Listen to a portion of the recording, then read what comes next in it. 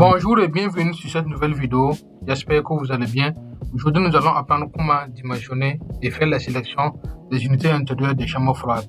Toujours avec le logiciel Intercom. Donc, on est sur le logiciel Intercom comme ça.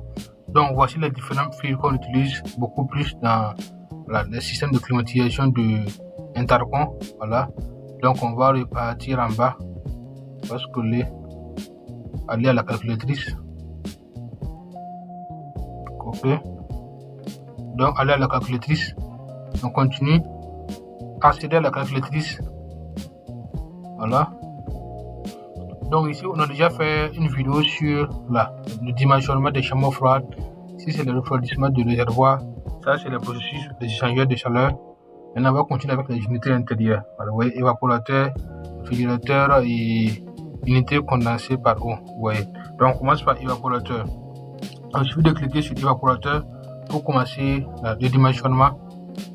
Donc, une fois arrivé ici, voilà, on a les différentes caractéristiques ici. Ici, c'est la série, voilà, la série de notre évaporateur. Donc, on clique pour choisir. On a A, H, A, H, vous voyez, A, J, C, A, J, D. Donc, ça, c'est les différentes séries. Voilà, choisir ce qu'on veut. Voilà, ici, A, H. H, A, je veux dire. Maintenant, ici, c'est la version. La version de notre évaporateur, on a F, on a NF, on a NG et NY. Donc, choisir ce qu'on veut. Donc, il suffit, pour nous, on va laisser aussi, on va laisser NF. Ici, c'est le modèle. Donc, ici, c'est AJD, AJB, NF, 1120. Donc, il y a plusieurs modèles. Voilà, donc on peut choisir ce qu'on veut, les différents modèles. Voilà, ici, c'est AJB, NF, 3325. Donc, on va laisser 1120 là. Donc, évaporateur commercial est faible profit. De faible profit pour la réfrigération à haute température, équipé avec vanne d'expansion thermostatique et vanne solénoïde conçue pour le réfrigérant HFC 400 R404A ou équivalent. Vous voyez. Donc ça c'est les différentes informations sur notre modèle d'évaporateur. Voilà. Donc le réfrigérant c'est quoi? R404A. Donc c'est bien choisi ici. Voilà, donc si on vient de choisir en tout cas les caractéristiques de notre évaporateur, on descend maintenant pour les conditions de calcul. Ici c'est la température de chambre. Voilà. Ici, voilà, on va mettre à 8 degrés Celsius. Ça dépend de ce qu'on veut conserver. Voilà. Donc, pour nous, on va laisser à 8 comme ça. 8 c'est bon. Et le réfrigérant, c'est comme on a bien signalé en haut là, c'est 404. Mais je pense qu'il y a d'autres réfrigérants, mais comme ils ont signalé que de choisir 404A là, c'est bien, on va laisser ça. Parce que si on choisit 452A là, ça pourrait en tout cas fonctionner, mais ça ne sera pas en tout cas efficace. Donc c'est mieux de laisser les R404 là. Donc température d'évaporation, ici on va laisser, on peut mettre combien? Mettre 3 comme ça. Voilà. Altitude, voilà, notre évaporation, on va mettre avec l'altitude, on va mettre 250, 23 mètres. 3 mètres c'est bon, non? Ouais. On laisse à 2 mètres. 2 mètres c'est bon. 2 mètres c'est bon, oui. Maintenant, on va essayer de changer la température de chambre. Vous allez voir qu'ici là ça va changer. Si on met par exemple 10, automatiquement ça va changer.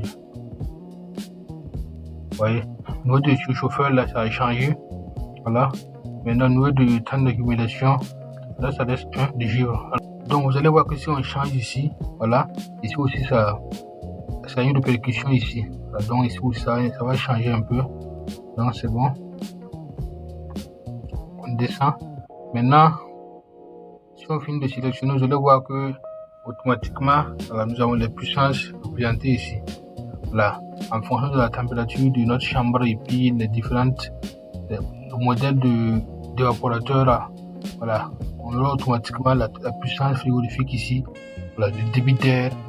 Donc au niveau du débit d'air là, il faut faire attention parce qu'il faut avoir un bon débit d'air pour en fait bien conserver les différents produits.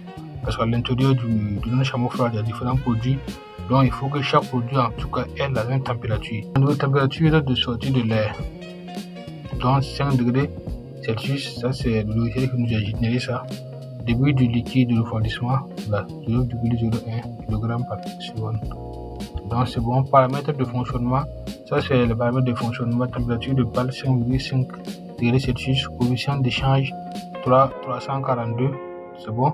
Voilà, donc ça c'est les différentes valeurs que le logiciel nous a générées. Maintenant, parle-nous de caractéristiques, comme on l'avait choisi en fonction du modèle.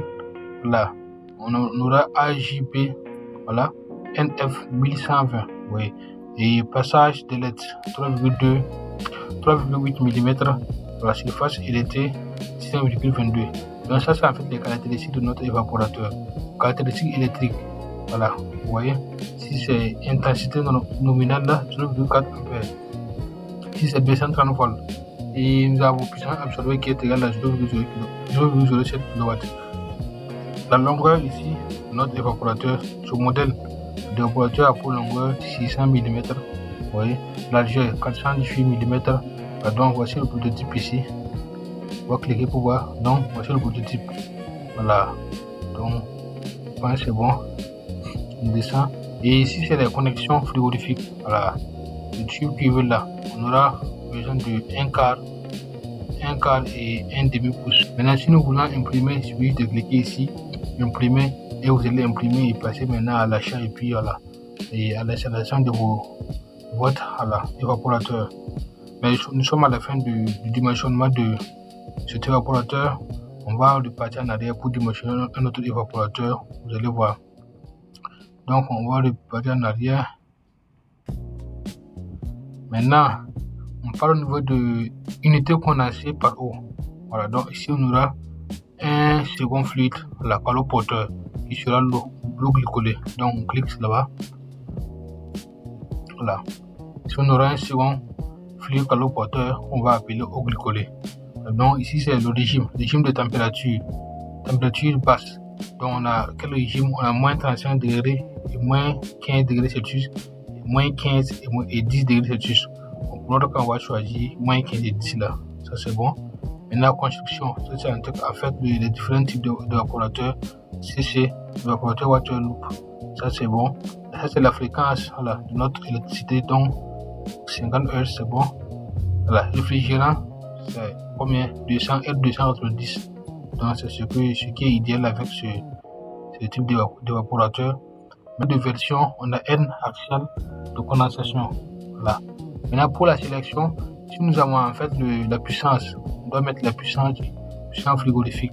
Donc, après avoir fait le bilan thermique de la chambre froide, c'est ici maintenant on va introduire la valeur de notre puissance pour en faire sélectionner l'évaporateur.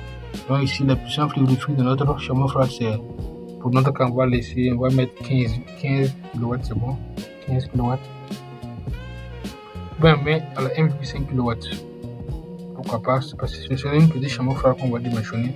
Voilà, donc 1500 watts. Alors la température d'entrée de l'eau, ici on aura besoin de 2 fluides caloporteurs. Voilà, on a besoin de réfrigérant R290 et aussi de l'eau glycolée. Voilà, le second fluide, là, c'est de l'eau glycolée qui va permettre de transférer la chaleur.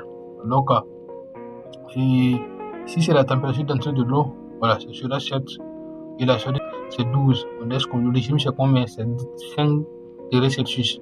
Si on fait la différence entre 12 et 7, ça fait 5 degrés Celsius. Donc c'est bon. Et ici nous avons la température de notre chambre. On va mettre 10 degrés Celsius. Ici on va mettre quoi? On a eau simple, on a polypropylène, on a glycol, on a éthylène glycol, température là. Donc ça dépend de ce qu'on veut. On va laisser l'eau là. L'eau c'est bon. On passe maintenant à calcul. Si on clique sur calcul, ça va en fait nous générer les différents modèles et puis la puissance frigorifique adaptée à notre système. Donc on clique sur ça.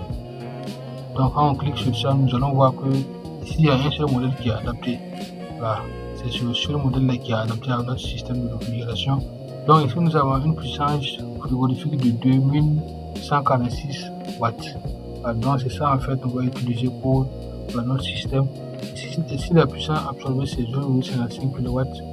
Donc à la policier 3,89 correspondance, ça correspond à 143%. Vous voyez, donc c'est bon, on peut choisir ça. Donc je pense ici aussi c'est bon, hein? Voilà, on a un peu fait le tour. Ici l'évaporateur et unité condensée par eau, c'est les deux systèmes, les deux unités intérieures qu'on peut dimensionner dans une chambre froide. Voilà, donc ça, ça c'est un autre système pour le calcul des sections et puis des flux frigorigènes. Ça, on va revenir sur ça après. Voilà. Donc, ce qu'on a fait aujourd'hui, c'est les unités intérieures, évaporateur et puis unité condensée par eau. Dans notre prochaine vidéo, on va se porter en tout cas peut-être sur les unités extérieures. Voilà, pourquoi pas les unités extérieures. Donc, soyez prêts à rester connectés. On fera en tout cas une vidéo sur ça aussi pour vous expliquer un peu comment dimensionner les unités extérieures. Et après, on aura le temps en fait de faire le dimensionnement là pour la climatisation du bâtiment, pour aussi les plans de climatisation. En tout cas, on aura assez de temps pour parler de ça aussi et puis faire des petites formations, voilà, pour vous aider avec la compréhension. Voilà. Donc, nous sommes à la fin de cette vidéo. Merci de l'avoir regardé et à la prochaine fois pour d'autres vidéos.